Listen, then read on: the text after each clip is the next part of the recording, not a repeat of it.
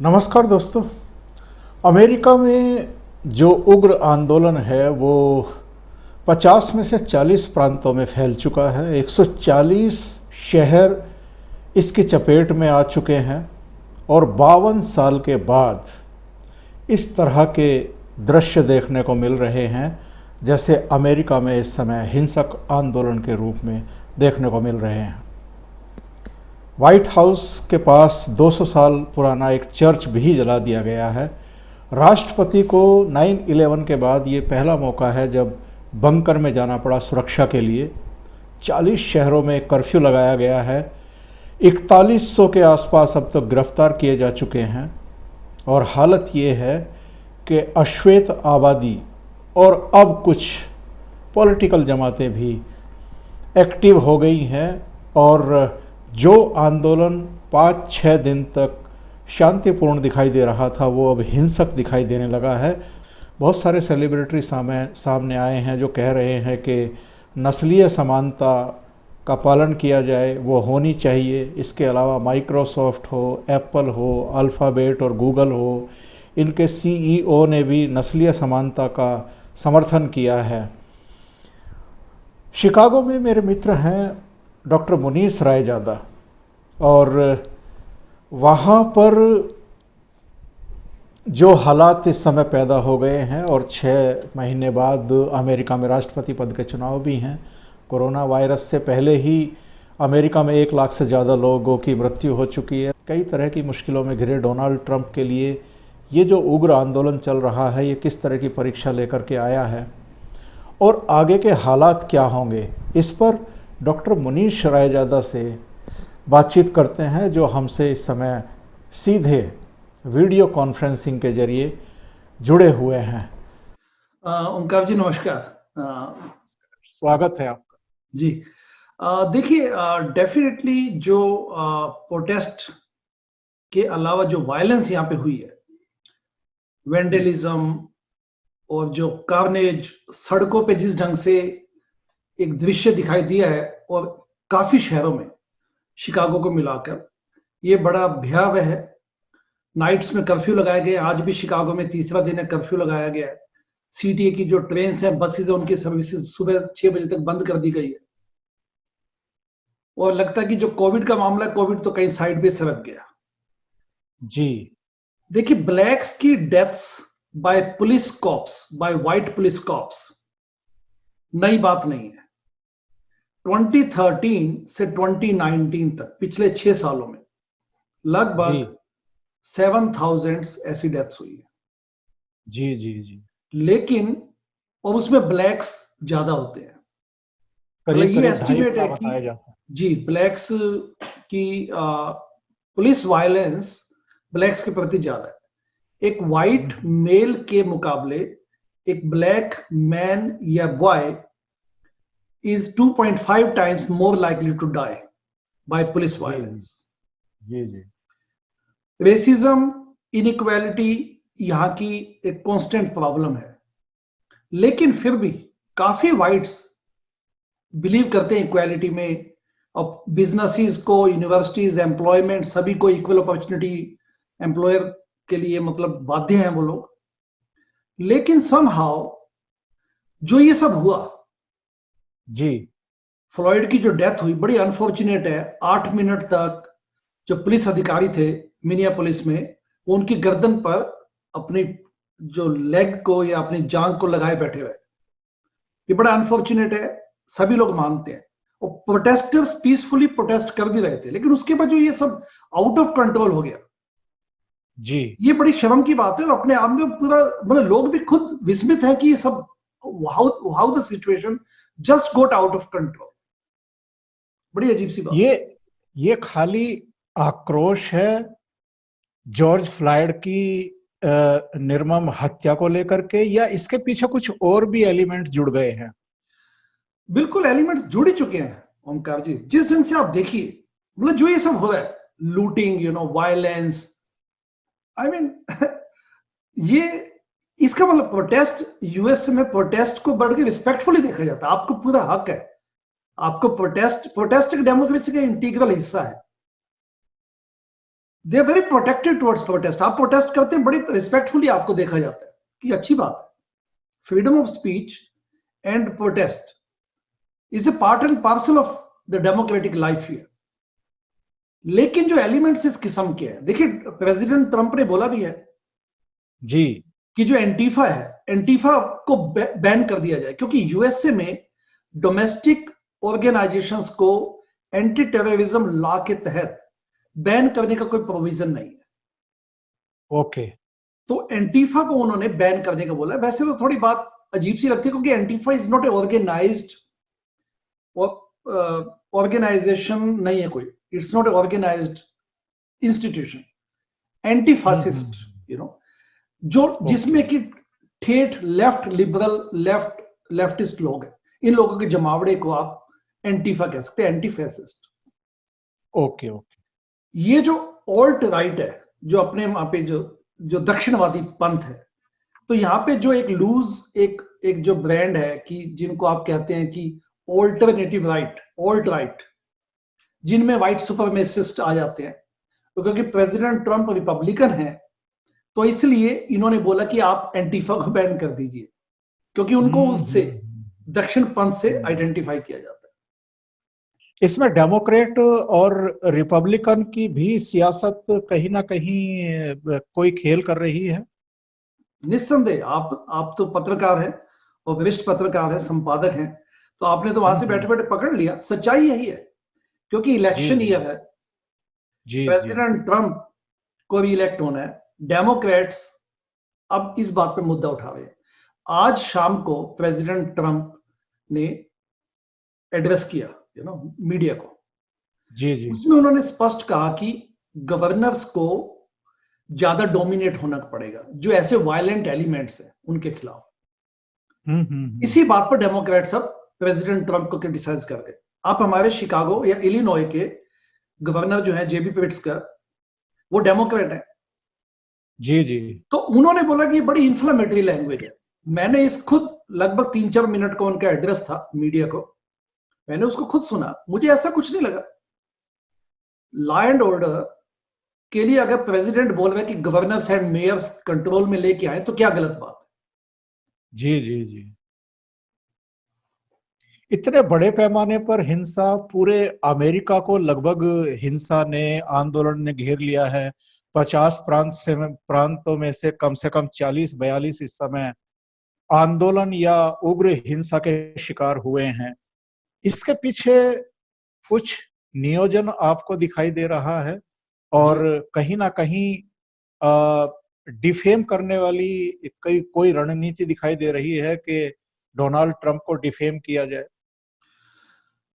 बिल्कुल, मुझे तो यही लगता है, मैं यही मानता हूं, क्योंकि देखिए क्या है कि जब से ट्रंप आए हैं, जैसे अपने भारत में आप देखिए कई लोग देखिए, मैं तो बीजेपी को बिलोंग नहीं करता, लेकिन मोदी इस वक्त भारत के प्रधानमंत्री हैं।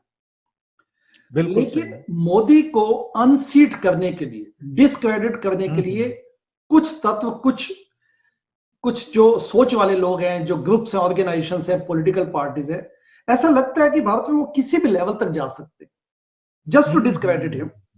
ऐसे यहां पे है, प्रेसिडेंट ट्रंप को डिस्क्रेडिट करने के लिए ये लोग वायलेंस का सहारा लेके ये चाहते हैं कि बात बढ़े, क्योंकि अल्टीमेटली जो इसके बैकग्राउंड में बात है कि एक ब्लैक मैन की डेथ हुई है।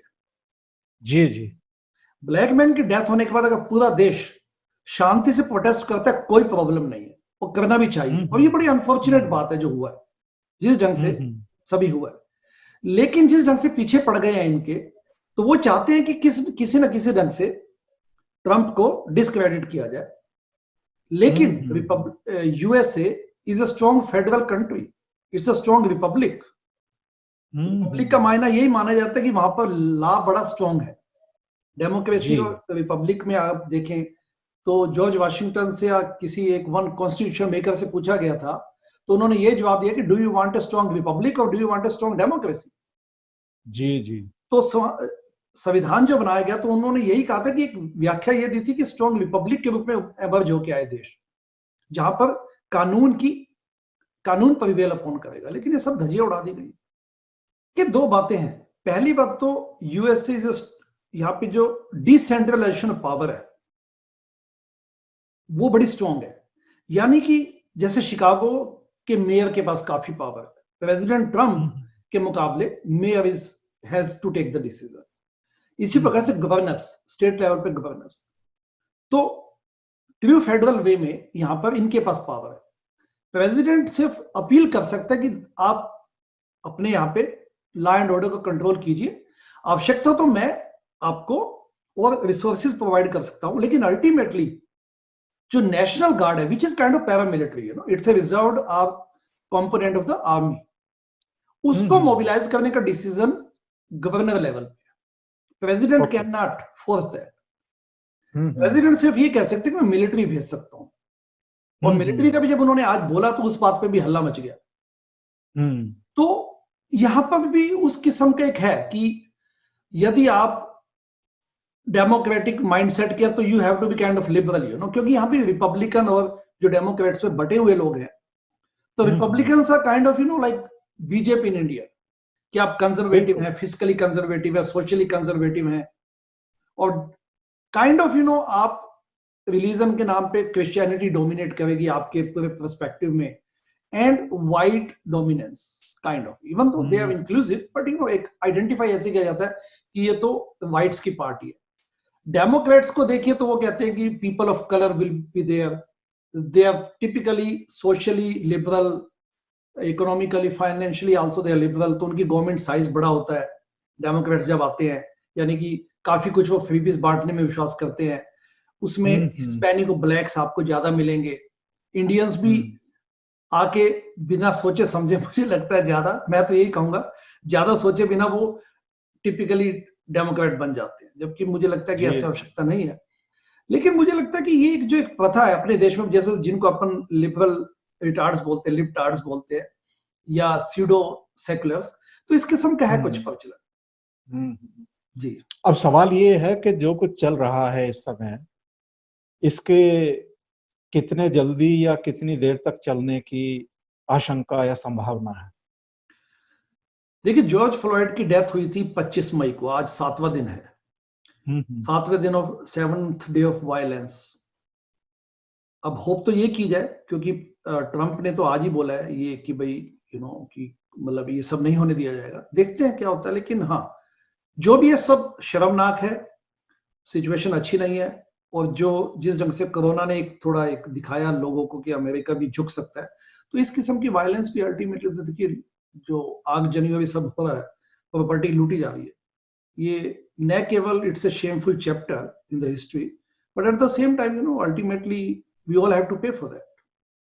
बहुत सारे लोग हैं जो कह रहे हैं कि चूंकि डोनाल्ड ट्रंप का और अमेरिका का इस समय चीन से थोड़ा बहुत पंगा चल रहा है, ट्रेड को लेकर के भी कुछ दूसरे इश्यूज भी हैं, ऊपर से कोरोना वायरस वुहान से निकल करके, और जिस तरह से अमेरिका में तबाही मचाई है, 1 लाख से ज्यादा लोगों की मौत हो चुकी है, 17-18 लाख लोग जो हैं वो संक्रमित हो गए हैं। लोग ये भी कह रहे हैं कि जो हिंसा वहां पर ये दिखाई दे रही है, इसमें कहीं कोई चीन की भूमिका तो नहीं है, वामपंथियों की भूमिका तो नहीं है। देखिए, चीन की भूमिका से मैं सहमत नहीं हूं, और मुझे लगता है ऐसा कोई एलिमेंट नहीं है। यूएसए की अपनी सिक्योरिटी काफी स्ट्रांग है, विजिलेंस। लेकिन हाँ, जैसा कि मैंने पहले भी कहा कि एंटीफा जो है, एंटी फैसिस्ट या जो लेफ्टिस्ट लोग हैं, ये यहाँ पे समहाउ ये हैं लोग, और इनको भी काफी प्रोटेक्शन मिली हुई है, तो ये लोग इस बात को इन्होंने भड़काया। इसमें कोई ऐसा लगता है, क्योंकि जिस ढंग से ऑर्गेनाइज्ड वे में मैसिव लेवल पे वायलेंस फैल जाना, लूट, कार्नेज, वेंडलिज्म, स्पॉन्टेनियस नहीं हो सकता। एक आम इंसान नहीं चाहेगा ये सब करना, वो करने की उसके पास ताकत भी नहीं होती। 6 महीने बचे हैं, यूएस में नवंबर में राष्ट्रपति के चुनाव हैं। डोनाल्ड ट्रंप चाहेंगे कि उनको एक और मौका मिले, और राष्ट्रवाद के नाम पर काफी एग्रेसिव भी रहते हैं, विवादों में भी रहते हैं, मीडिया से भी उनके पंगे सबसे सब सर्वविदित हैं, सब जानते हैं कि व्हाइट हाउस की प्रेस कॉन्फ्रेंस में भी कई बार पत्रकारों से उलझ जाते हैं, या बहुत हार्ड स्ट्राइक कर देते हैं कई बार। ट्रंप के लिए ये चुनाव कितना मुश्किल होगा या कितना आसान होगा? देखिए, ये लगता है अब ये देखना पड़ेगा अगले 5-7 दिनों में ये वायलेंस किस ढंग से, how this whole episode turns out to be. लेकिन अगर इसमें डिस्क्रेडिट हो गए ट्रंप, तो इसका प्रभाव आगामी इलेक्शंस पे 6 महीने बाद पड़ेगा। अगर ये वायलेंस कर्व डाउन हो जाती है, तो मुझे लगता है कि इस वक्त ट्रंप एक अच्छी सिचुएशन में है। कोरोना को भी उन्होंने, ठीक है, CNN चैनल से लेके मीडिया वाले इस पे काफी क्रिटिसाइज करते रहे हैं और डेमोक्रेट्स तो करेंगे ही, लेकिन ओवरऑल इंप्रेशन ये है कि ट्रंप ने कोरोना क्राइसिस को ठीक ढंग से डील किया। तो देखते हैं आगे क्या नतीजे आते हैं, लेकिन Trump is in good position, I would say. अब इस वायलेंस की बात अलग है। अमेरिका में 13% ब्लैक्स हैं जी, जो अभी फ्लाइड की हत्या हुई है, और जिस तरह का आक्रोश ब्लैक्स में दिखाई दे रहा है, उसका भी कुछ खामियाजा भुगतना पड़ सकता है। देखिए ट्रेडिशनली हाँ, अगर ये वायलेंस आगे बढ़ती गई और किसी ढंग से ये चैप्टर लंबा हो गया, तो इंसिडेंस तो डेफिनेटली दिक्कत आ सकती है।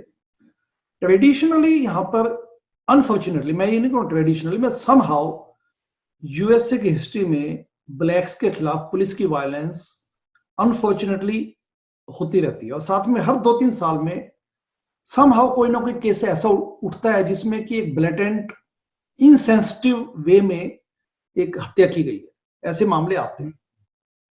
एक 18 इयर्स का लड़का था, आई थिंक मार्टिन मिजूरी की बात है, ये 2014 की बात है, मार्टिन ब्राउन। उसकी हत्या ऐसे अनमैंड, मतलब बिना किसी वेपन के, उनके हथियार के, उसकी हत्या हुई। उसके बाद भी ऐसे कुछ केसेस हुए हैं, जिसकी वजह से पूरे नेशनल लेवल पे एक रोष पैदा होता है, एंड फिर वही ब्लैक लाइव्स मैटर वाली बात उठती है। लेकिन अनफॉर्चुनेटली सब, मतलब ऐसा नहीं कि अंत इसका आ चुका हो, अनफॉर्चुनेटली। आखिरी सवाल भारतीयों से रिलेटेड है। जी, भारतीय अमेरिका में बहुत बड़ी संख्या में हैं, और जाहिर है कि चुनाव में उनकी एक भूमिका भी होती है। ह्यूस्टन से लेकर के अहमदाबाद तक मोदी और डोनाल्ड ट्रंप एक मंच पर दिखाई दिए।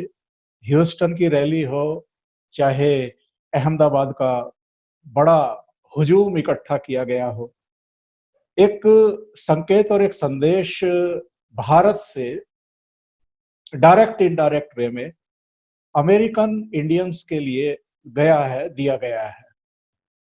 आने वाले चुनाव में जो भारतीय मूल के लोग वहां पर हैं, उनकी क्या भूमिका आप देख रहे हैं? देखिए, जो पहली पीढ़ी के भारतीय हैं, जिनको आप NRI बोलते हैं, वो डिपेंड करता है, ऐसा नहीं, ज्यादातर लोग उसमें डेमोक्रेटिक माइंडसेट के हैं, डेमोक्रेटिक पार्टी को सपोर्ट करते हैं, डेमोक्रेट से। लेकिन जब आवश्यकता पड़ती है तो वो, मतलब दूसरी पार्टी को भी वोट देते हैं। ट्रंप को पिछले इलेक्शंस में भारतीय समुदाय ने काफी सपोर्ट किया था, ओके। और अब भी लगता है कि शायद इसी किस्म की बातें हों। लेकिन उसके अलावा एक अच्छी बात यह हो रही है कि जो सेकंड जनरेशन के जो भारतीय मूल के लोग हैं, जो यहाँ पे पैदा हुए यानी यहीं पे एजुकेशन ले रहे हैं, मतलब आगे अपना जिंदगी जी रहे हैं, तो उनमें काफी अब लोग पॉलिटिक्स में आने लगे, which is a very good sign. Because ultimately political party, क्योंकि यहाँ पे पहली जनरेशन के लोग आए टेक्नोक्रेट्स, डॉक्टर्स, इंजीनियर्स, साइंटिस्ट्स, तो नेचुरली उनकी प्रायोरिटीज, उनकी प्राथमिकताएं अलग थी। लेकिन जो सेकंड जनरेशन के लोग पॉलिटिक्स में पार्टिसिपेट कर रहे हैं, इट्स वेरी गुड साइन, क्योंकि भारत एक बहुत बड़ी डेमोक्रेसी है। इनफैक्ट वर्ल्ड की लार्जेस्ट डेमोक्रेसी अपना देश इंडिया है, और यूएसए भी डेमोक्रेसी की बातें करते हैं, चैंपियन है। तो दोनों का कन्वर्ज होना हर प्रकार से अच्छा है। जी जी। मुनीष जी, आप जुड़े, आपने जो मौजूदा संकट है अमेरिका का, उस पर बहुत खुल करके बातचीत की। दूसरे बहुत सारे ऐसे पहलुओं पर भी आपने रोशनी डाली जिनसे मैं भी अवगत नहीं था या दूसरे लोग भी अवगत नहीं थे। जी, निश्चित रूप से लोगों को बहुत सारी चीजों की जानकारी मिली होगी आपसे जो बातचीत हुई। आपका विशेष रूप से धन्यवाद व्यक्त करता हूं। Thank you very much.